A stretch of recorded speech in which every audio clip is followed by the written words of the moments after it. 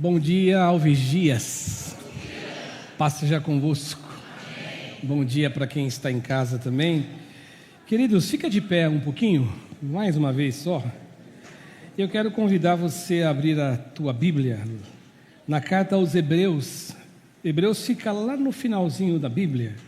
Se você vir de trás para frente, Apocalipse, você vai encontrar Hebreus mais rápido. Todo mundo encontrou? Capítulo 2 está aparecendo aqui também. Você de repente acessou no seu celular a Bíblia, que hoje em dia está moderno, né? Antigamente só abre, agora acessa também, né? Assim, ó, tá gente? É tecnologia. Hebreus capítulo 2, versículo 14, eu vou ler na Nova Versão Internacional, que diz assim: portanto, visto que os filhos são pessoas de carne e sangue, ele também participou dessa condição humana, para que por sua morte derrotasse aquele que tem o poder da morte, isto é, o diabo, e libertasse aqueles que durante toda a vida estiveram escravizados pelo medo da morte. Amém? Vamos orar? Senhor Jesus, eu quero te pedir agora que a tua palavra possa tratar com a tua igreja, possa tratar conosco, que seja uma palavra de bênção, que seja uma palavra que nos edifique, porque tudo, absolutamente tudo, é para a tua glória, e que até o nosso ouvir seja para a glória do teu nome. Portanto, assim eu oro, te pedindo, usa a minha vida, usa a minha mente, usa as ideias, usa aquilo que eu sou como um humano para ser usado pelo Senhor, mas acima de tudo, que seja a tua voz. É a minha oração, em nome de Jesus. Todos digam amém. Amém. Senta um pouquinho, gente. Eu coloquei como tema da pregação de hoje, e eu queria que você repetisse em voz alta: quando a vida vence o medo. Quando a vida vence o medo. Há alguns meses, eu lembro de ter dito para a igreja, e pela manhã eu disse aos irmãos do primeiro culto, que eu não me lembro exatamente se foi numa terça-feira, ou se foi pregando em um domingo, mas eu disse que no meu coração eu me sentia impelido, direcionado a falar sobre um tema que eu reconheço que é um tema que não é tão confortável para a gente ouvir, para o ser humano ouvir. Não é uma coisa tão confortável para nós. Só que eu me lembro que na ocasião, ou lembro-me na ocasião, que eu também afirmei, eu disse também, que eu não estava tão seguro se era isso que eu teria que falar. Eu não tinha tanta segurança. E o tempo passou. Eu acho que faz bem alguns meses mesmo. Não sei precisar a quantidade de meses, mas foi lá para trás. Eu faço referência ao tema da morte, sobre morte. Esse tema que entre nós é sempre um ente não agradável, é um ente estranho, mas que sempre ela se manifesta de forma incômoda na nossa vida. O fato é que eu e você, nós não temos uma habilidade de lidar com a morte. Por mais que a gente pense, por mais que a gente tente entender, a gente não tem essa habilidade, a gente não consegue lidar de forma natural com ela. E eu penso que isso acontece por uma razão, por um motivo. Talvez você pudesse me dizer assim: poxa, pastor, mas eu acho que existem mais motivos, existem mais razões. Mas essa razão que eu vou dizer a você agora, eu penso ser a principal. É porque Deus, Ele não nos criou para a morte. Essa é a verdade. Deus, quando Ele planejou e pensou o ser humano, Ele não pensou o ser humano para a morte. Ele não nos criou para morrer.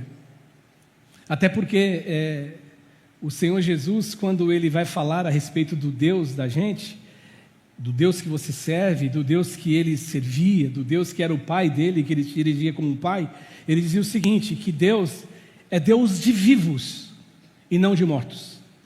Então a morte para Deus é um ente também não querido. Deus não pensou isso. Deus pensou no homem viver eternamente. Tanto que Ele corrige o curso. Quando o ser humano, vivendo no jardim do Éden, vivendo num jardim de delícias, que Éden tem esse simbolismo, essa representação, e Deus Ele coloca ali no jardim, você conhece a história, já leu o texto sagrado na Bíblia, no livro de Gênesis, e ali está registrado que Deus Ele colocou muitas árvores, inclusive a árvore do conhecimento do bem e do mal, e a árvore da vida, e o homem, na sua opção e na sua escolha, no seu livre-arbítrio, o homem ele escolheu comer da árvore do conhecimento do bem e do mal. Aí o homem passou a morrer, porque Paulo apóstolo diz que por um homem entrou o pecado no mundo, e pelo pecado a morte, por isso que todos pecaram, e nós somos como pecadores destituídos da glória de Deus.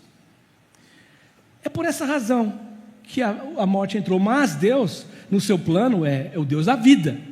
Deus Ele quer dar vida a você, Deus deseja dar vida a cada um de nós, é isso que nós temos que pensar. Agora, vamos combinar uma coisa? O fato é que a morte nos assusta, a morte causa medo. E talvez você possa dizer assim para mim, Cássio, mas espera aí, a gente não crê no Deus da vida? Você disse que Deus é o Deus da vida, então por que a morte causa medo? Só que às vezes a morte pode não causar medo em você, mas pode causar em você enfrentá-la. Melhor dizendo, deixa eu corrigir para ficar bem claro. Talvez a morte não cause medo em você enfrentá-la, mas você tem medo de perder alguém que você ama. Ela te assusta. Como viver sem o papai? Como viver sem a mamãe? Como viver sem a minha esposa? Como viver sem o meu esposo? E mais, uma coisa que eu nunca enfrentei na minha vida, mas só de pensar eu já tremo. Como ter que conviver com a perda de um filho? Quem já enfrentou isso sabe da dor que eu estou falando. Eu não sei essa dor, eu não conheço essa dor. As dores são diferentes. Eu não conheço essa dor.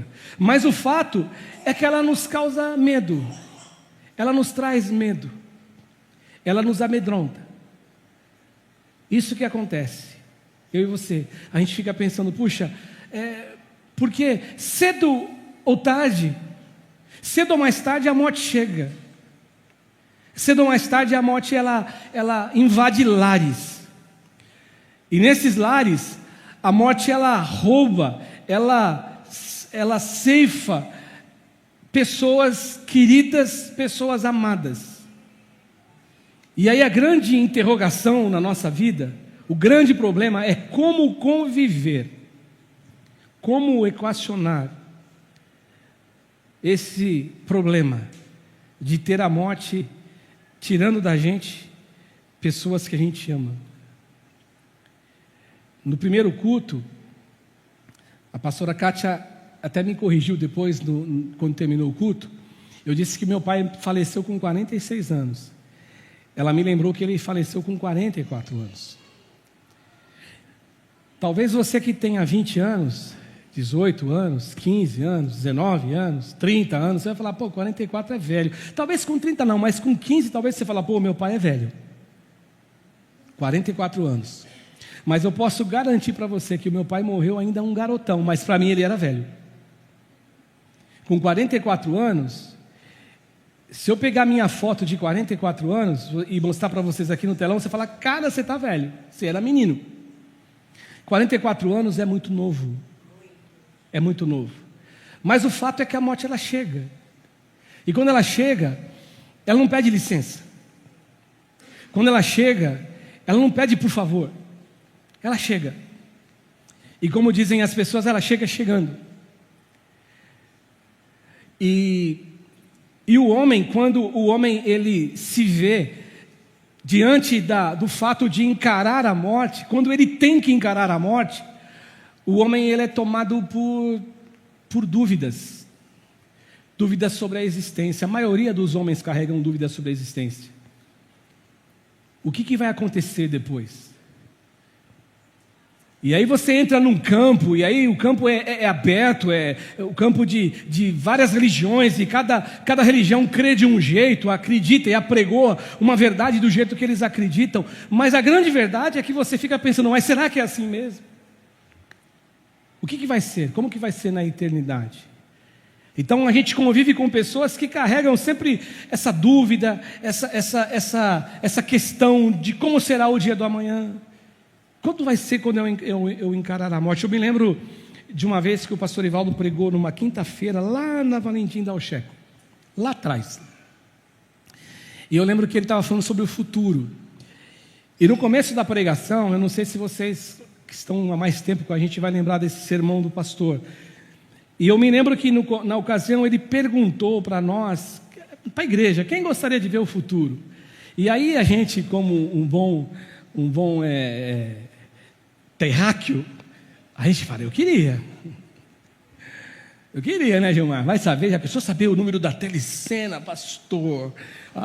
Mas aí já pensou saber nas apostas, hoje no tempo atual que a gente vive, nas bets da vida, saber quem vai ganhar o jogo, Santos e Palmeiras, se vai empatar, se vai ser o Santos. Eu queria. Só que eu me lembro, pastor Ivaldo, que no decorrer da tua pregação, você conseguiu mostrar para a gente que nunca vai ser um bom negócio ver o futuro. Porque como bom terráqueo, como eu dizia, a gente pensa no quê? Nessas coisas. Agora, e quando ele perguntou para a gente assim, e já pensou você sabendo o futuro e sabendo que no dia, dá um exemplo aqui, né? No dia abril de 2026 você vai morrer, eu vou morrer em abril de 2026. O que você faz com isso? Com essa informação? Portanto, a morte ela traz essa sensação de insegurança para a gente. Mas é engraçado que também, por outro lado, a gente encontra pessoas na vida que a impressão que eu tenho é que essas pessoas, elas vivem, elas sobrevivem com a sensação, pelo menos a impressão que eu tenho, que eles têm a sensação de que eles são imortais, que eles são imorríveis, que eles não vão morrer nunca. Agora, é lógico que essa sensação é da cabeça deles, é da mente deles, porque no texto sagrado, eu não citei esse texto que eu vou citar agora, não precisa nem abrir, tá, Ju? Eu não citei, mas o texto em Hebreus, também na carta que eu li, diz assim o texto, lá no capítulo, se eu não me engano, 9, versículo 27, que ao homem foi ordenado morrer uma única vez, vindo depois disso o quê? O juízo. Para onde você vai? Você vai ser separado para a esquerda ou para a direita? Quando Jesus narra lá em Mateus. Mas é engraçado que as pessoas vivem essa pretensão, essa ideia falsa de que eles são imortais, algumas pessoas. Mas o texto que eu li no começo da pregação, ele é enfático em afirmar que aqueles que vivem debaixo do medo da morte, ou seja, então a morte ela é real, muito embora alguém diga que não, aqueles que vivem, só que ele vem corrigir uma rota. Você que vive debaixo de um sentimento, de uma sensação de medo, você tem que tomar cuidado, porque essa sensação de medo faz com que você ande na vida e viva a tua vida sob um jugo de escravidão. E o pior, que você se torna escravo de um Deus que você cria, é um Deus criado na tua memória, na tua mente, na tua cabeça. E quando você cria esse Deus, criando esse Deus, você passa então a viver sob esse jugo total de medo, que é o Deus que você criou na sua cabeça, e você fica negociando com esse Deus que você criou dentro de você a vida toda, negociando vida com Ele a vida inteira. Isso que acontece. E o pior é que isso rouba de nós algumas coisas. E em primeiro lugar, rouba o quê? A capacidade de a gente viver, acordar todos os dias, sejam dias ensolarados, sejam dias chuvosos, seja o dia que for, seja o dia do jeito que ele acontecer, mas ainda assim conviver com um coração agradecido por tudo que Deus deu a mim, por tudo que Ele dá a gente. E mais, você também acaba se esquecendo de viver a sua existência e de vivê-la como de fato ela é. O que ela é? Ela é um dom de Deus. Ela é uma dádiva divina. Essa semana eu encostei o meu carro para arrumar uma batida da frente, desde o ano passado que eu não tinha arrumado. E eu andei de Uber, né? Peguei alguns motoristas assim, e na sexta-feira, vindo para cá, o Uber que foi me buscar era um garotinho, carinha de bebê, 22 anos. Eu achei que ele fosse cristão, e aí eu comecei a puxar algumas conversas, mas ele não se abriu, mas eu achei que ele fosse. Eu achei interessante que no meio da conversa ele disse assim para mim, ó, seu Cássio, o meu pai ele é empresário, só que eu decidi não viver debaixo desse guarda-chuva dele. Eu quis me virar, e aí eu estou trabalhando com comércio na internet, eu acho que é e-commerce que fala, eu acho que é isso que fala, né?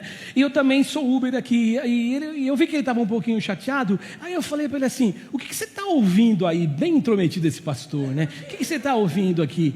Aí ele falou, não, eu estou ouvindo aqui um canal do YouTube, que ele explica algumas coisas da Bíblia, então eu tive essa sensação, não sei se ele era, não deu tempo de perguntar, a gente chegou aqui. Mas uma das coisas que ele falou assim para mim, ele falou, olha,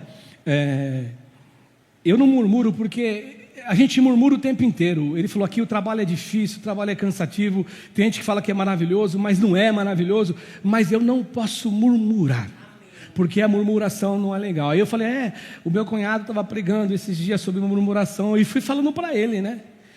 E aí eu peguei e falei para ele, você vê, eu estou aqui porque o meu carro está arrumando. E aí eu falei para o rapaz que eu fui levar o carro para arrumar, eu falei assim, ô Cláudio, como que você faz a oração todo dia de manhã? Você ora para que Deus mande uns carros que quebrou, que bateu, como é que faz? Aí eu falei para ele, tá vendo, você está sendo abençoado aqui, e o outro também está sendo lá. De repente você está reclamando aqui do dia, esse dia foi péssimo, bateram no meu carro. Só que esse carro que foi batido vai abençoar o seu funileiro lá. Olha que coisa maluca. Então a vida, o que eu quero dizer com isso? A vida é para ser vivida como dom de Deus. A vida é preciosa, a vida é dom de Deus, a vida é dádiva divina. E a gente não sabe até quando nós estaremos pisando nessa terra. Mas como que a gente se livra desse medo de morte? Qual é o remédio para a gente viver libertos disso aí, deste sentimento, ou sentimentos que insistem em nos acompanhar quando o tema é morte? E aí eu entro na minha lição de hoje. A lição é uma só, a lição é simples, e a Ju já colocou para nós, eu preciso crer. E crer no quê, Cássio? Eu preciso crer no que está aparecendo aí. Crer que o nosso Deus é o Deus o quê? Da vida. E não o Deus da morte. Cara, se eu sou de Deus, se eu sou servo de Deus, se eu acredito na palavra de Deus, então o meu Deus está dizendo que Ele é Deus da vida, então a vida é a que deve imperar em mim. Sabe, gente, é crer que em Jesus, é crer de todo o coração, com toda a força da tua alma, que em Jesus a morte é uma página virada. É isso que eu tenho que crer. Aí você fala, pastor, mas eu tenho medo de enfrentar a morte. Como que vai ser viver lá embaixo, naquele caixão gelado, naquela terra? Como que vai ser, pastor? Primeiro que você não vai viver lá, você não vai estar vivendo lá, você vai estar fora do seu corpo. Mas eu preciso crer que em Deus, que em Jesus, a morte é uma notícia do dia de ontem. É fato que passou. É coisa que foi e não é mais. E muito embora Paulo, o apóstolo, quando ele diz, e ele diz sabiamente, Paulo ele explica sabiamente, Paulo fala assim, que a morte é o nosso último inimigo a ser vencido. Ou seja, a gente vive numa batalha. Todo dia você batalha. Dizem assim aquelas frases românticas que você mata um leão a cada dia. Só que existe um leão, que não é o leão da tribo de Judá, é o leão que é a morte, que você vai ter que vencer esse cara aí. E Paulo fala, ele vai ser o último inimigo a ser vencido. Mas embora Paulo diga isso, Paulo, o apóstolo, faça essa afirmação, eu e você precisamos crer de todo o coração que em Jesus a morte já foi vencida. Em Jesus a morte acabou. Em Jesus a morte não existe mais. Eu preciso crer e me agarrar, ou agarrar-se, né? Nós precisamos nos agarrar à promessa, aquela promessa que um dia Jesus fez a Marta, quando Lázaro, seu irmão, estava morto há 4 dias. Aí Jesus disse lá em João capítulo 11, versículo 25, e disse-lhe Jesus, eu sou a ressurreição e a vida, quem crê em mim, ainda que morra, viverá. É isso que eu preciso crer. Essa é a mensagem. Eu preciso crer também que em Jesus, eu e você, nós podemos nos juntar ao coro que Paulo nos diz lá em 1 Coríntios capítulo 15, versículo 55, e gritar em alta voz para que todo mundo escute: onde está a morte, a tua vitória? Onde está a morte, o teu aguilhão? É isso que nós temos que gritar. Portanto, gente querida, o discípulo de Jesus, ele precisa saber. Às vezes você não pega se questionando se você é discípulo de Jesus ou não. Eu não sei se você se pega questionando, Patrick. Eu às vezes me questiono. Tem gente que vem às vezes e fala: nossa, você é maravilhoso, vocês são maravilhosos, eu não sei para ser pastor. E que nem o pastor Ivaldo na aula de ontem dizia: vocês acham que a gente só falta asa para ser anjo? A gente não é anjo não, irmão. A gente é comedor, como disse o pastor Ivaldo, de arroz e feijão que nem você. A gente pisa na bola, a gente erra, a gente falha, a gente interpreta errado, a gente destina errado, a gente toma uma posição que às vezes não é legal, a gente tem que reconsiderar, sabe, ressignificar, pedir perdão, voltar atrás, corrigir a rota. O pastor Ivaldo, se você conhece teu pastor, o nosso pastor, ele diz assim que ele não tem problema de fazer um negócio, não deu certo, apaga tudo, vamos fazer de novo. Não é assim que a gente aprende com ele? Então, às vezes eu me pego pensando: será que eu sou um discípulo de Jesus? Um aluno? Um talmide de Jesus? Aquele que acompanhava os rabinos lá, que andavam atrás deles e diziam lá a tradição que o talmidinho, que seria o plural de discípulos, os discípulos do rabino, tinha que entrar atrás deles de um jeito que eles fossem envolvidos pela poeira, seguir lá o cara bem de pertinho. E o discípulo de Jesus é aquele que faz o caminho de Jesus. Eu tenho falado isso aqui sempre.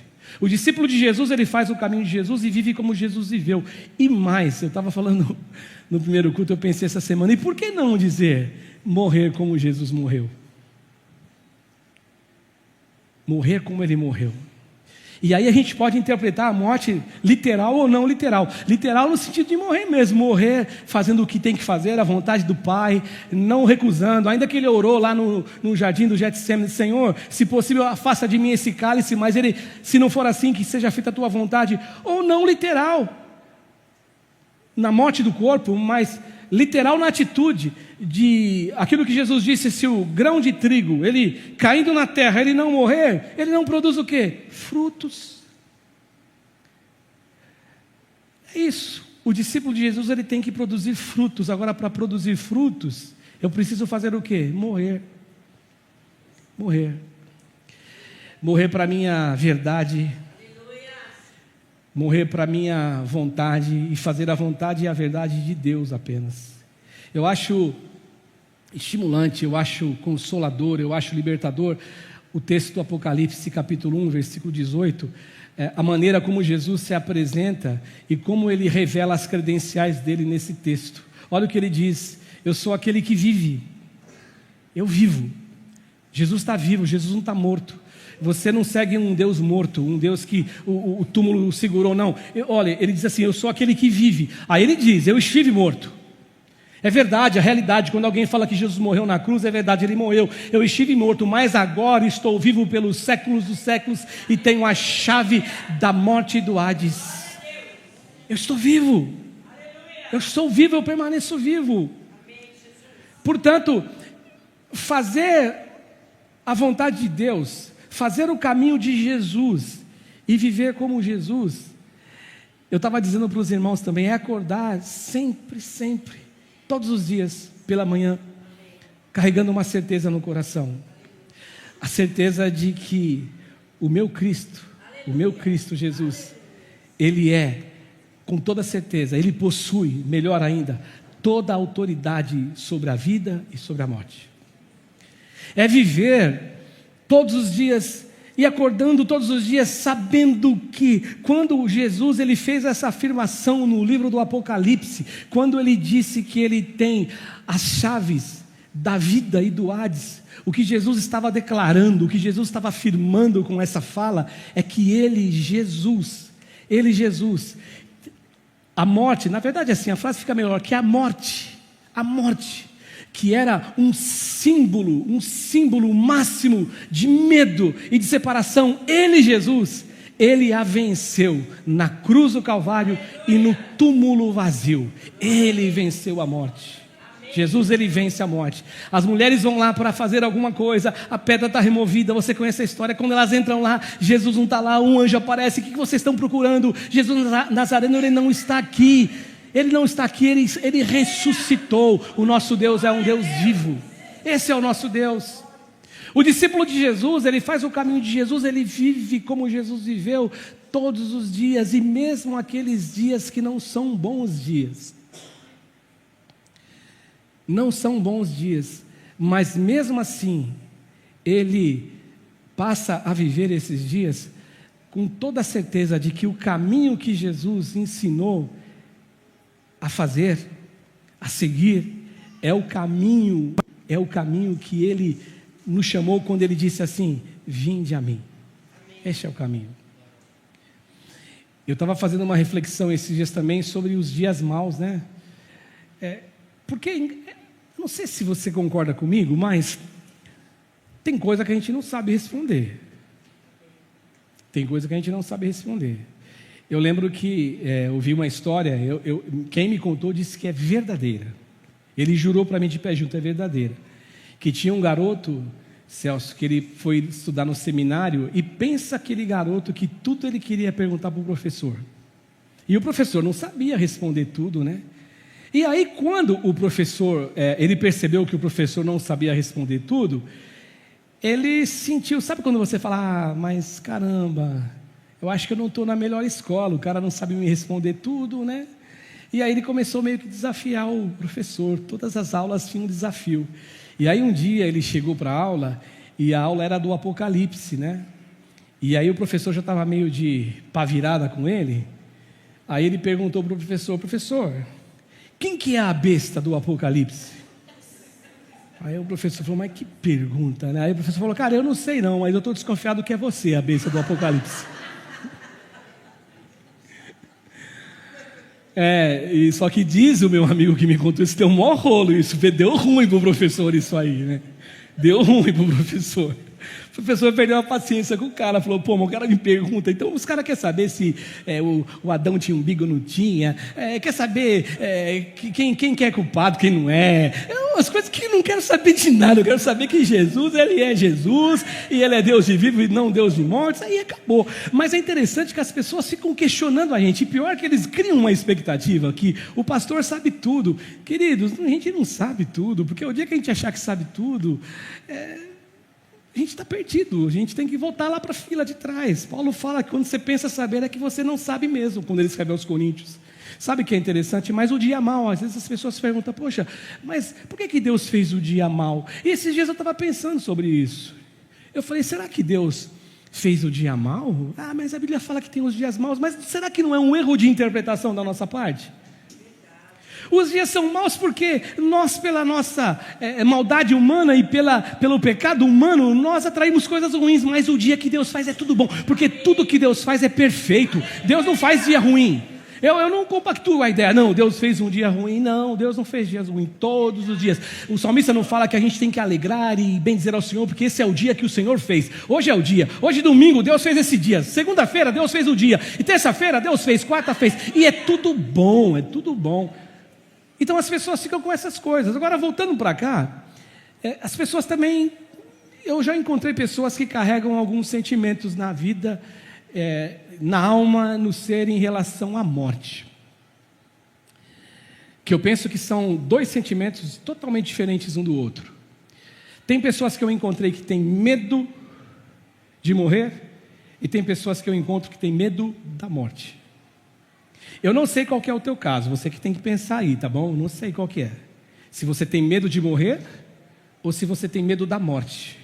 Aí talvez você está falando assim: nossa, pastor, mas você está misturando tudo, porque tudo é a mesma coisa. Eu acho que não é. Eu penso que não é. E acho e penso que não é por conta daquilo que eu já conversei com as pessoas. As pessoas que eu encontrei que carregam, que têm medo de morrer, na maioria das vezes, essas pessoas são pais, são mães, são avós. E eu não falei no primeiro culto, olha, uma coisa que eu ouvi de uma pessoa, que eu fiquei bem impactado, de uma mãe que tinha um filho especial, e essa mãe disse assim para mim numa visita, ela falou assim, eu peço, pastor, sabe o que eu peço para Deus? Eu peço para Deus levar o meu filho primeiro. Mas talvez, misericórdia, não amo o filho, não, é que ela ama tanto o filho, que o medo dela morrer, e olha que interessante, ela tem medo de morrer, porque o medo que ela tem é que se ela morrer, como que vai ficar aquele filho? Quem cuida daquele filho para aquela mãe? Então, olha que interessante, então as pessoas, aí guardada também todas as devidas proporções, eu não encontrei pessoas só assim, mas no bate-papo, nas visitas, pessoas com câncer, pessoas que estavam com câncer terminal, pessoas que estavam na iminência de morrer, estavam com a cara diante da morte mesmo, a porta já estava se abrindo. Essas pessoas, elas têm medo do quê? Medo de morrer porque elas sempre pensam no ente querido que vai ficar, nos filhos que vão ficar. Essa é a verdade. Tem pessoas que têm medo de morrer. Agora eu encontrei gente que tem medo da morte. Medo da morte. Tem pavor da morte. Tem medo. Talvez na cabeça deles a figura da morte, porque a gente quando vai desenhar a figura da morte, como que a gente desenha a morte? Desenha aquele cara com a máscara do pânico, né? Com aquela cara do pânico. É verdade que eu vejo os desenhos, são todo aquele filme do pânico, e o cara que vem com aquela foice, eu ia falar enxada, irmão, daquela foice, né? Não vai dar uma enxadada na cabeça, o cara já vem com a foice mesmo, para cortar, né? A gente pensa assim, talvez então a pessoa tem medo da morte porque ele pensa exatamente nisso. Poxa, a morte traz essa sensação de não pisar num terreno firme, não pisar em um solo firme. Pelo contrário, a gente pisa num terreno que não é legal. Então acontece isso, a gente encontra pessoas que são escravizadas pelo medo, e o escritor de Hebreus diz que pessoas escravizadas pelo medo, o que acontece com essas pessoas? Essas pessoas vivem debaixo de um jugo do quê? De escravidão, escravos do quê? De um Deus que eles criaram, como eu disse no início do sermão, na mente deles, eles vivem escravizados. Agora, a declaração de Jesus, a pregação de Jesus, o que Jesus escolheu anunciar foi que o nosso Deus é Deus do quê? Da vida. A declaração principal de Jesus, a vida inteira de Jesus, o sermão de Jesus falado, vivido. Porque Jesus não só pregava, ele vivia. Porque foi isso que disseram a respeito de Jesus. Ele prega, ele tem autoridade, ele fala diferente daquelas pessoas. Porque Jesus pregava, Jesus vivia, Jesus anunciava. E o que Jesus anunciava é que Deus é Deus da vida. E o anúncio de Jesus como Deus da vida, além disso, ele também desejava que eu e você vivêssemos a vida com intensidade. E não só aqui, mas na eternidade. Saibam disso, tem uma eternidade para ser vivida. O que Jesus sempre apregoou foi isso, a vida é para ser vivida com intensidade, com alegria, fazer tudo bem feito, sabendo que não é só aqui, é aqui e na eternidade. E uma coisa que eu e você jamais deveríamos esquecer, jamais, eu e você, nós procedemos da vida, nós vivemos na vida, e um dia nós vamos retornar para o seio da vida. É isso que eu aprendo, é isso que eu tenho aprendido. E pela manhã também eu falei para os irmãos que eu estava estudando para pregar aqui hoje. Lembra lá no começo que eu falei que eu não tinha certeza lá atrás que eu ia pregar sobre morte? Aí, quando foi essa semana, aí o texto de Hebreus 2,14 brilhou no meu coração, trouxe isso, falei, acho que é isso mesmo. Eu estava falando para os irmãos que quando eu estava estudando, e aí a gente abre várias possibilidades, consulta aqui, pega dicionários bíblicos e comentários bíblicos, mas uma frase que eu li, que eu achei linda, que me chamou muita atenção, que eu achei bacana demais, eu quero compartilhar com vocês, que o seu autor dizia assim na frase, que todos nós morremos para o interior de Deus, e o sopro de vida que recebemos retorna um dia à fonte, e um dia eu e você sermos aspirados para dentro do Deus da vida. Eu achei isso maravilhoso. Aí você fala, nossa pastor, isso aí, hein? Nossa, não tem nada a ver. Não tem nada a ver, isso aí é da nova era, pastor. Isso aí é não sei o que. Não, isso é bíblico. Isso é bíblico.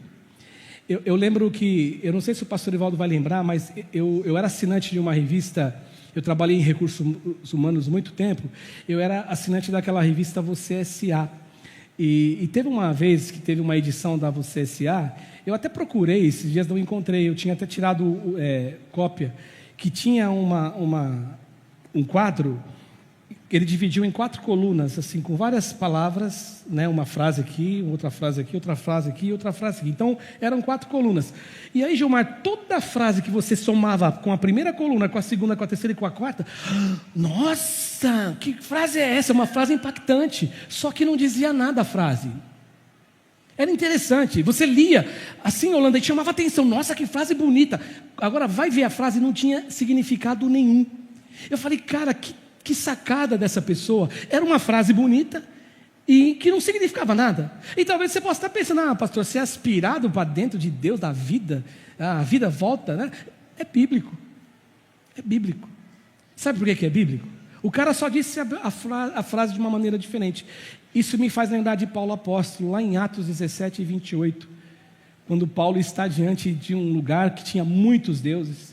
Ele encontra um altar de um Deus desconhecido, e lá no final da conversa ele fala assim, esse Deus que vocês não conhecem, que vocês adoram sem conhecer, esse Deus aí, é nele que nós vivemos, é nele que nós nos movemos, é nele que nós existimos, é nesse Deus. A minha vida só tem sentido em Deus, eu tenho que estar mergulhado em Deus, a vida, nós mergulhamos em Deus, nós vivemos dentro de Deus, tem que ser assim.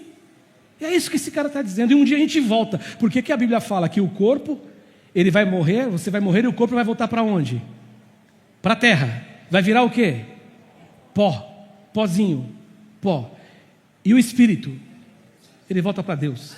Ele é aspirado para dentro de Deus, é o meu espírito. Eu sou corpo, eu sou alma, eu sou espírito. É assim. Agora, é lógico que ninguém quer falar de morte. Ninguém quer pensar sobre a morte. Isso nos choca, né? Não é legal, né? Já pensou também? Eu disse de manhã e vou repetir. Não, a morte é uma realidade. É uma realidade de todos somos igualados na morte, verdade. Mas não dá para viver de um cara todo dia que acorda. Já pensou você viver com um marido ou uma mulher, acordou e fala, menos um dia, eu vou morrer daqui menos um dia. Fala, sai daqui, sei lá o que, o nome que eu posso falar, sai daí, esquisito, né? Não dá para você conviver com gente falando que vai morrer, não é assim. Não é assim. Só que ao mesmo tempo, tudo que é extremo é ruim. Tudo que é extremado é ruim. Tudo que é extremista não é bom. Porque quando você vai em velório, os pastores costumam ler aquele texto de Eclesiastes no capítulo 7, quando lá no meio do texto é dito assim que é melhor estar numa casa onde existe o quê? Luto, do que numa casa onde existe o quê? Alegria e festa e celebração. Porque na casa onde há luto existe o quê? Gente discernindo a vida, parando para pensar, opa, caramba, será que eu estou valorizando o que eu tenho que valorizar? Será que eu estou dando valor? Será que eu estou tratando com respeito minha mãe, meu pai, meu irmão, meus amigos, o pastor? Será que o pastor trata você com respeito? Será que o Cássio faz isso? Então você começa a pensar, caramba, será que as coisas que eu brigo, será que vale a pena aquilo que eu briguei? É isso que a Bíblia fala. Agora, não dá para ficar pensando em morte o tempo inteiro, ninguém gosta. Até porque, lembra que eu disse no início do meu sermão? Nós não sabemos lidar com ela, não sabemos. E pelos dois lados, de repente você é totalmente resolvido. Eu penso ser resolvido. Eu não tenho nenhum medo de morrer. Mas eu vou ser sincero para você, eu tenho medo de perder algumas pessoas. Me assusta. Principalmente se falar em perder filhos. E agora falar em perder netinhos. Me assusta. Quem já passou sabe da dor. Eu não sei, eu não conheço essa dor. Porque às vezes a gente vai consolar algumas pessoas, a gente fala algumas besteiras, né? Então a gente fala, eu sei que você está passando. Não sabe, não. As dores são diferentes. Eu falei pela manhã aqui que teve uma coisa que eu entrei em crise quando a minha mãe faleceu. Meu pai faleceu, eu sofri muito. A minha esposa faleceu, eu sofri muito. A minha mãe morreu, não foi o mesmo sofrimento. E aí eu falei, por que está acontecendo isso? Eu queria sofrer, porque eu estava me cobrando. Eu estava em crise. Não tem sofrimento, não tem uma regrinha de sofrimento, não tem uma regrinha do luto, não tem. Então é melhor às vezes você se calar, abraçar, deixar a pessoa falar, fique em silêncio. Então tem hora que você tem que ficar em silêncio, porque a gente não sabe lidar com a morte. Agora, o que você nunca pode se esquecer é que você tem um Deus a quem você serve, que é o Deus da vida. Aleluia. E não da morte, que é Deus dos vivos e não dos mortos. E o que você pode também saber e crer, que em Deus, que em Jesus, você pode acreditar naquilo que Paulo disse, que no batismo você se une a Ele na morte, mas se une a Ele na ressurreição. Ou seja, eu sou discípulo de Jesus. O discípulo segue um caminho atrás do seu mestre. O meu mestre, ele morreu na cruz. Ele morreu, mas ele ressuscitou. Você vai morrer, eu vou morrer. Um dia você saberá, Cássio morreu. Só que o Cássio que crê em Jesus, eu creio naquele Jesus que ele disse, eu creio naquilo que Jesus disse a Marta: eu sou a ressurreição e a vida. Quem crê em mim, ainda que esteja morto, viverá. A morte, ou com a morte, o discípulo de Jesus, ele passa a viver uma nova identidade. É interessante, né? A gente não quer morrer, né? O Martinho da Vila que fala: se a morte é um descanso, eu não quero descansar. Falava, né? Acho que o Martinho da Vila já morreu, né? Não sei, não lembro. Não morreu, não? Obrigado, Laura. Porque a minha esposa mata tudo quanto é artista, eu estou aprendendo com ela. E os que estão mortos, ela quer ressuscitar. É assim, então o Martinho da Vila está vivo ainda, né? Obrigado, viu, Laura? O Martinho da Vila, ele falava assim, né? Ele cantava numa canção: se a morte é um descanso. E aí o Martinho da Vila foi poeta. Aí foi... É isso mesmo que o ser humano quer. Olha, estou cansado. Eu já vi histórias que o pastor chega assim para orar pela pessoa: não, estou cansado, não aguento mais, então eu vou pedir para Deus levar você. Não, pastor, pelo amor de Deus, não pede não. Por quê? Porque ninguém quer morrer. Mas a morte, para um discípulo de Jesus, ele nasce, ele emerge para uma nova identidade, uma identidade mais profunda. O Adroaldo Palaoro, ele diz que nessa identidade, o nosso ego, ou seja, o nosso falso eu, ele também encontra o seu final. Mas eu acho legal que ele fala o seguinte: ele não fala assim que ele encontra o seu final porque o ego morreu. Não, porque o ego não morre. Não é que ele morre, mas é que na hora que o ego ele chega no seu encontro final, eu e você, nós descobrimos que ele nunca existiu, que ele era simplesmente uma produção da nossa ideia, da nossa imagem. A gente que produziu esse ego não existe, não era para existir, eu que criei ele. Então quando a gente passa para essa nova dimensão, a gente nasce diferente, para uma relação, para uma identidade mais profunda, isso morre. E aí eu termino, irmãos, aí eu chego na minha conclusão. E a minha conclusão, ela caminha nesse sentido exatamente. Com a morte, começa a vida de verdade, para sempre na presença do Deus do amor. É com a morte. Ninguém quer morrer, mas é com a morte que a vida vai começar para sempre. Para sempre na presença do Deus do amor. E aqueles que na vida eles aprofundam e vivem o sentido, esse sentido do amor de Deus, esses caras na vida, eu e você, nós podemos provar e passar a experimentar a eternidade e a bem-aventurança de sentir o que esse amor provoca e como ele move a minha existência, como ele mexe com a nossa existência. E muito embora a gente não saiba lidar com a morte, foi o que eu afirmei aqui hoje, afirmei várias vezes inclusive, é na morte que eu e você seremos abraçados plenamente por esse Deus do amor. É na morte. Não tem outro caminho. Eu fico falando assim para Marcela, né? Marcela, quando estava em casa, minha filha casou, mas eu brincava muito com a Marcela. Eu falava assim: Marcela, já pensou que legal se a gente estivesse aqui no Brasil e falasse assim: ô Marcela, vamos tomar um cafezinho lá em Los Angeles? Pum, ia para lá. E chegava lá, agora vamos voltar para casa. E voltava. Que dizem que um dia vai acontecer isso. Eu tenho minhas dúvidas.